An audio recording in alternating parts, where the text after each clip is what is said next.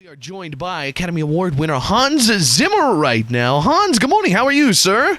I'm very well. How's it where you are? It's good. We've got some snow on the ground here in Montana, but today we're in the 40s, so it's gonna be a nice day. Well, I'm thinking of going outside and having a swim, but you know. Where are you at? Where's home base? I'm in Los Angeles. I'm just looking out at the and yet another blue sky.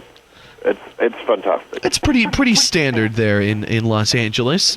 Today, yeah, but if that's your standard, I don't mind it. Yeah, exactly. Today, we got to say right off the bat, Sherlock Holmes, which is a very good movie with a very good score, very good music. The soundtrack that you did comes out today, so people can pick that up. And you've also done you've also done the soundtrack for every other movie ever made, pretty much.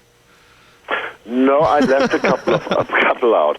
No, I mean it's been a busy few years. It's been great. How did it start? It's like, I mean, what's your musical background? Like, where'd you start in music? I'm glad you asked. 2 weeks of piano lessons. Then the piano teacher said to my mother, "It's either him or me." And that was the end of a formal education. Then I was in a band. First video on MTV. Thought it was. Did you ever see Spinal Tap? Yeah. No, I wasn't in Spinal Tap, but Spinal Tap, I think, is the best documentary about what it really is like to be in a band. It's all true, so I hated that, and I started doing, little films in England, and it was really great because we got to do what we wanted to do, and you didn't have to go and regurgitate your last hit. Yeah, and so then Rain Man was like really the first big one for you. Absolutely. I owe everything to Barry Levinson's wife, Diane, who went to see one of those little English movies I did, bought the CD, gave it to Barry. Barry thought that was the sound of Rain Man. He actually never, I asked him a couple of years ago, did he ever see the movie that I had done that sort of, he thought, he hired me off. Mm-hmm. And he said, "Oh, no, you never saw it. I just heard the music." And he turned up at my doorstep in London. He didn't have my phone number or anything. Just 11 o'clock at night, there's a guy standing in the door going, "Hi, my name is Barry Levinson. I'm a Hollywood director." And I went, "Yeah, you are." And then looked behind him, and there was a huge limo wedged down this little alleyway I lived in. And I thought, oh, maybe he is.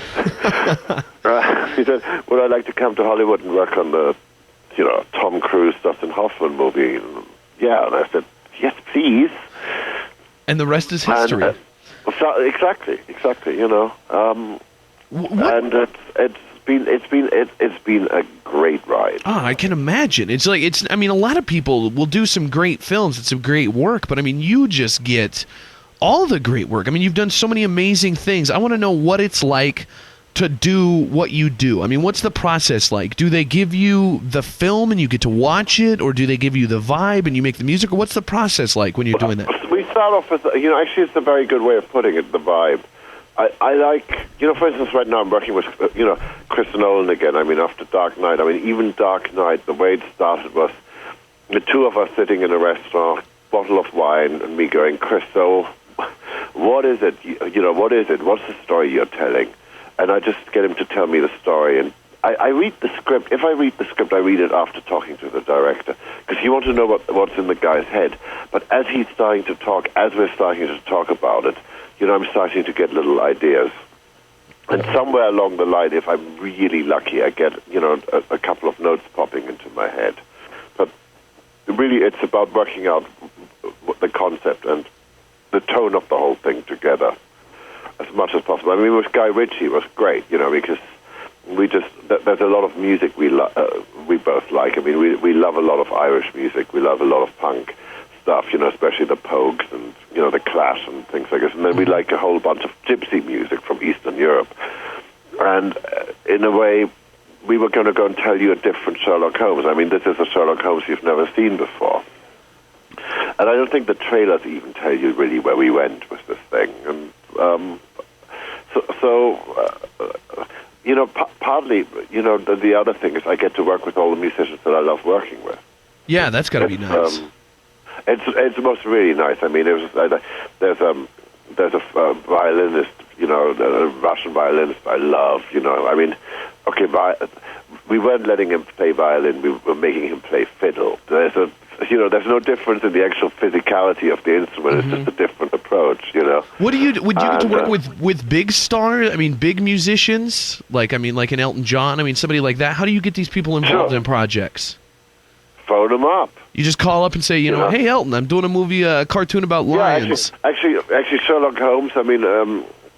Because Sherlock Holmes is a very small band and very little orchestra, but one of the things I wanted on it, I wanted to have a banjo on it, and it's funny you should mention Elton, because his guitarist for forever, Davy Johnson, is a great banjo player. He never gets to play the banjo because it's not really part of Elton's sort of music. So I phoned Davy and I said, "What are you guys doing?" "Oh, well, we're just about to play a show in Moscow." And I'm saying, "Okay, what are you doing after the show in Moscow? Can you get on a plane and come back here?"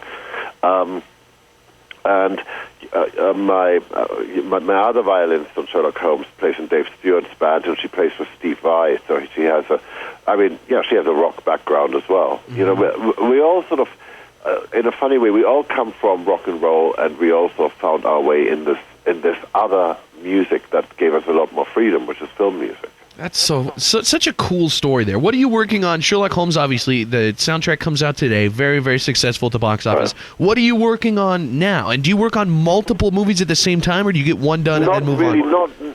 Well, it's like I have, pretend I'm airport. I have a few things circling up in the sky. The thing I'm working on right now, I'm working with Pharrell Williams on something, and I love Pharrell, and I think he's a genius, and it's really interesting. It's an animated thing called Despicable Me. And then I'm working on Chris Nolan's new movie, and it's called Inception, and we're not telling you anything beyond that.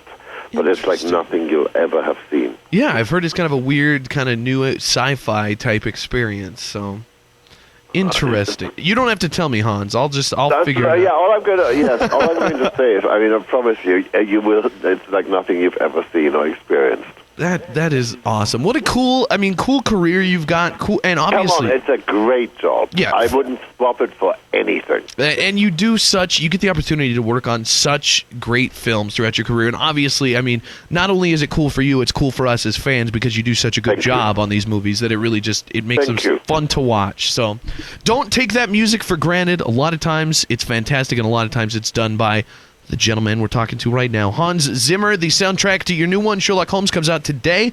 We wish you the best of luck on all these future movies and hope to see you doing music for 60 or 70 movies every year in the future.